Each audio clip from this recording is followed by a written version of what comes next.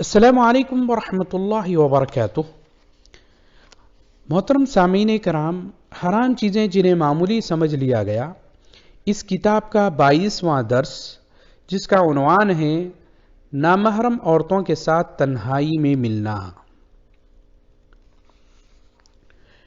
شیطان لوگوں کو آزمائش میں ڈالنے اور حرام کاموں میں مبتلا کرنے کا شدید خواہش مند ہے، اسی لیے اللہ تعالیٰ نے ہمیں اس سے محتاط رہنے کا حکم دیا ہے۔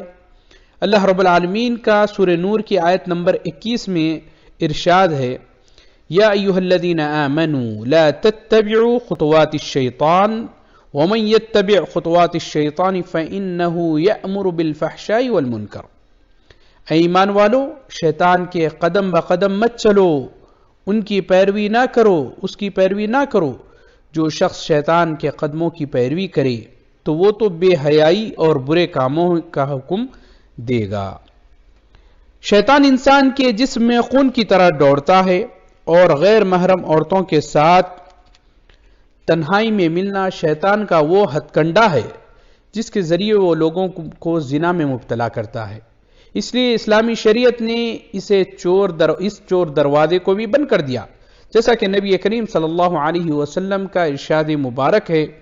صحیح ترمذی کی روایت، سنن ترمذی میں یہ روایت موجود ہے کہ نبی کریم صلی اللہ علیہ وسلم نے ارشاد فرمایا، لا یخلون رجل بامرأة الا کان ثالثهما الشیطان۔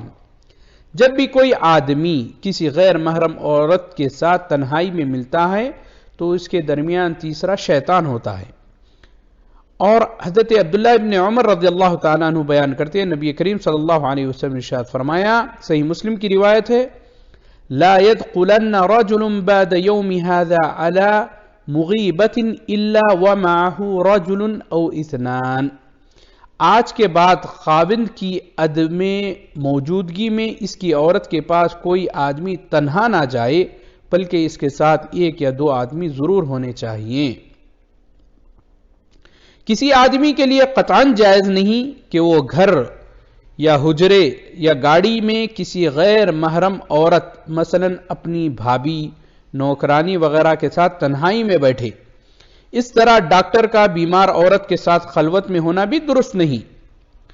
بہت سے لوگ اپنے آپ پر یا دوسروں پر حد سے زیادہ بھروسہ کرتے ہوئے اس معاملے میں بہت غفلت سے کام لیتے ہیں، جس کے نتیجے میں زنا یا زنا سے پیشگی جو چیزیں ہوتی ہیں وہ وجود میں آتی ہیں، اور نسب کا اختلاط نیز حرام اولاد کی دردناک داستانوں میں اضافہ ہو جاتا ہے۔